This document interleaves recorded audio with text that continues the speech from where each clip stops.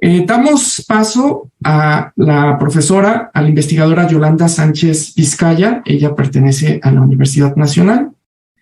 Bienvenida, mucho gusto y muy buen día. Ella presenta su trabajo sobre feminización del tercer sector en México, satisfacción y precarización laboral.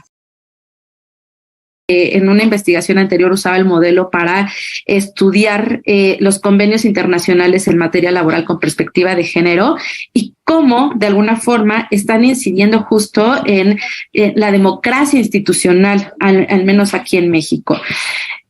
Ahora mismo las OSCs, además, bueno, vemos, y ya lo platicaban los colegas, cómo se vinculan con estos grupos vulnerados o colocados en situación de vulnerabilidad y cómo, de alguna forma, a su vez, como les decía, si bien se lucha por la justicia social adentro de las organizaciones, por los mismos recursos incluso con los que cuentan algunas de ellas que no tienen un alto nivel de formalización, bueno, continúan perpetuando un sistema con profundas desigualdades sociales, ¿no?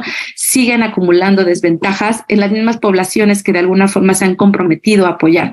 En ese sentido, hace poco se platicaba también aquí en México, con el Centro Mexicano de Filantropía, que es quien de alguna forma platicaba también, no, en México ni siquiera ha habido este análisis de pensar cómo se está trabajando dentro de las organizaciones, porque también hay cierta idealización sobre que trabajar en ellas, bueno, permite cierta satisfacción humana, ¿no? Y en el caso de las mujeres, bueno, también cumplir con este check de poder apoyar a otras personas. Sin embargo, también estas mismas organizaciones siguen reproduciendo ciertos modelos que hacen que las mujeres que están vinculadas tradicionalmente con estos estereotipos de género a las labores de cuidado, bueno, sigan también acumulando desventajas en el campo laboral, ¿no? Entonces, esta misma acción social efectiva, transformación social, también de alguna forma sigue generando algunas otras desigualdades que habría que estudiar y observar hacia las propias organizaciones para que ellas mismas puedan también de cierta forma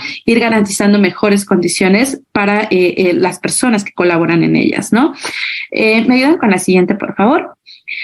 En ese sentido, les decía, se observa este fenómeno en México, bueno, en gran parte del mundo. Sin embargo, ha sido muy estudiado prácticamente en España el fenómeno, poco se ha estudiado en otros países y sin embargo comienza ya a ser muy visible, ¿no? En México se estima que aproximadamente existen más de 45,000 organizaciones de la sociedad civil que están registradas, que se han institucionalizado y en ellas colaboran al menos más de 3 millones de personas, de las cuales solo el 24% labora de manera remunerada. Entonces estamos hablando que es un sector que de alguna forma sabemos participan en él muchas personas de forma voluntaria, pero entonces habría que observar también bajo qué condiciones, cuáles son las horas que se dedican a este voluntariado y quienes trabajan de forma remunerada, cuáles son las condiciones que tienen al momento de laborar en este tercer sector.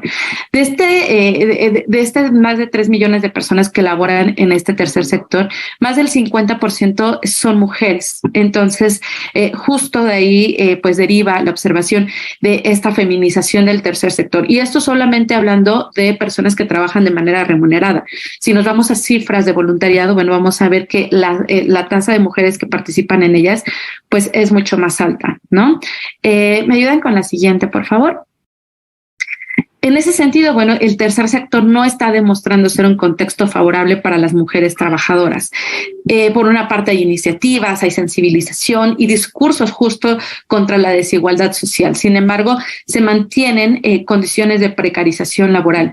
Si a estas condiciones de las que ya veníamos hablando o estudiando en el laboratorio TIDI desde 2015, sumamos el fenómeno de la pandemia, bueno, vemos que muchas organizaciones que ya venían considerando también el teletrabajo como una opción o una acción social efectiva de fortalecimiento organizacional para el cuidado de su propio patrimonio, para el mantenimiento de sus propios recursos. Bueno, ahora mismo también se ha sumado como otra condición que se cruza con el fenómeno de la feminización, ¿no? Siguiente, por favor. En ese sentido, bueno, el trabajo a distancias ya se ha consolidado como una estrategia y modelo de gestión organizacional. Muchas organizaciones decidieron mantener el modelo de teletrabajo posterior al uso durante la pandemia, ¿no? Cuando ocurre en marzo de 2020 el aislamiento social, bueno, muchas organizaciones se vieron obligadas a realizar tareas de esta forma. Muchas no pudieron también porque las labores son muy operativas. Entonces también pensan en todas estas personas que siguieron laborando en estas condiciones durante la pandemia. Sin embargo, en el caso específico del home office, bueno, conllevó a diversas ventajas ambientales, de inclusión social y que permitieron también a las organizaciones mantener este modelo de colaboración con muchas personas para poder también incluir a quienes incluso no estaban en el mismo espacio geográfico. Actualmente, muchas de estas organizaciones han decidido, sobre todo con tareas administrativas, estratégicas, tareas que se pueden seguir manteniendo desde los hogares, mantener estos modelos para también reducir sus propios costos de manutención de las instalaciones de las organizaciones, ¿no? Entonces, en este caso específico, para este estudio lo que me focalicé fue en observar solamente a aquellas personas que se mantuvieron en el home office y cuáles fueron las condiciones en el teletrabajo en el tercer sector mexicano durante el tiempo de la pandemia, ¿no? ¿Me ayudan con la siguiente, por favor? Si bien por una parte en México se ha comenzado a regular desde 2021 el teletrabajo, aún quedan vacíos legales y laborales y sobre todo pues observar también no solamente cómo se dividen estas labores de trabajo y cómo se está sectorizando también y cómo es la división sexual del trabajo en estas mismas organizaciones, sino qué pasa en los hogares que se convierten también en estos espacios laborales. ¿Qué pasa en estas oficinas en donde, bueno, de alguna forma también estas mujeres que siguen trabajando y llevando labores en las organizaciones del tercer sector también se quedan con las tareas del hogar, ¿no? ¿Cómo se van combinando?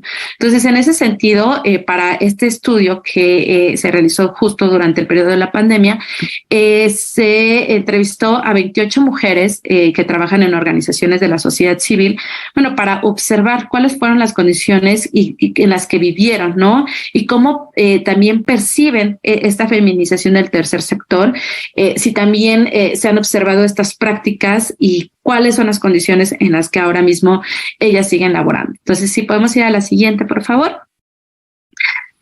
Ahora, en esta encuesta, lo que resultó fue observar que el 63% de las mujeres encuestadas pues indicó que llevan más de 3 años en estas organizaciones. Este estudio fue de tipo exploratorio, fue un estudio, pues un pequeño acercamiento ahora, después de haber observado, como les platicaba, desde 2015 el teletrabajo, posteriormente estas organizaciones desde el trabajo que hacen con perspectiva de género, bueno, ahora observar, tener un breve acercamiento con las mujeres que colaboran en ellas, ¿no?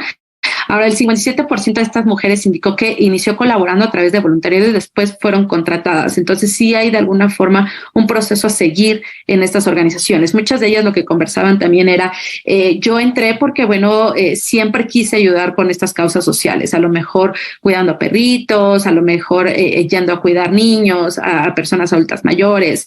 Y ya posteriormente, bueno, se cruzó con las características de mi profesión y me quedé a trabajar. Pero además se cruza a lo mejor con otras condiciones, como me convertí en madre y entonces me facilitó el poder conllevar mis labores del hogar, ¿no? Con el trabajo. Y esto además se cruza, bueno, justo con el teletrabajo que permitía y seguir conllevando todos estos roles, ¿no? Siguiente, por favor. Si vemos, bueno, todas estas mujeres de alguna forma pues afirman también que durante la pandemia lograron ajustar todas sus labores entre el teletrabajo, entre el hogar, que han sido roles de cuidado extremos, de mucho cansancio para ellas. Y que sin embargo en las organizaciones también en las que ellas siguen trabajando del tercer sector, bueno, no tienen tampoco tantas oportunidades de crecimiento, justo por estas otras condiciones que muchas veces necesitan tener turnos de medio tiempo, salir al mediodía, trabajar por horas, el trabajo a distancia o este teletrabajo también les permite pues trabajos por proyectos, ¿no? No son trabajos que puedan tener una duración a largo plazo. Y las organizaciones de la sociedad civil, bueno, en México tienen o tienden a realizar muchos contratos así por proyectos, precisamente por la misma capacidad financiera que tienen o los mismos recursos que logran obtener de diversas otras organizaciones, ¿no? Entonces tampoco en el tercer sector, por los propios recursos, ha sido pues potencial el poder contratar a estas personas a largo plazo, ¿no? Siguiente, por favor. Les platicaba un poco, también se realizaron entrevistas a profundidad, ¿no? Para conocer cuáles fueron de manera cualitativa estas percepciones que tuvieron estas mujeres que han trabajado en estas organizaciones de la sociedad civil, y pues también pensar en cómo estas organizaciones, y considero ya a manera de ir cerrando también y de conclusiones, cómo desde el uso de este modelo, ahora mismo, si bien ya pudimos identificar las acciones que hacen las organizaciones para fortalecerse a sí mismas, ya hemos observado la incidencia que tienen para construir políticas públicas en el país. Bueno, ahora cómo también desde el modelo podemos crear estos modelos de autoobservación para las organizaciones, para que puedan ver a lo mejor estos puntos ciegos que se están quedando sin tratar y que de alguna forma resultan incoherentes con el propio discurso que emana de ellas, ¿no? Entonces, justo ahora, bueno, parte de continuar utilizando este modelo y la intención de continuar usándolo, pues es ahora mismo pues poder observar y también crear herramientas que permitan a las organizaciones autoevaluar estas prácticas y pues obviamente también este tipo de congresos, estas conversaciones pues nos permiten llevar estas reflexiones hasta estas propias organizaciones para pues que puedan trabajar también estas prácticas laborales hacia el interior, ¿no? Pues la responsabilidad social empieza justo desde ellas y desde sus prácticas laborales. Entonces, con esto cierro para dar continuidad a las siguientes colegas. Muchas gracias. Al contrario, muchísimas gracias por su participación. Sin duda vamos uniendo distintos enfoques que son de enorme relevancia, digamos, en el debate de cómo se puede ir aterrizando la acción social efectiva.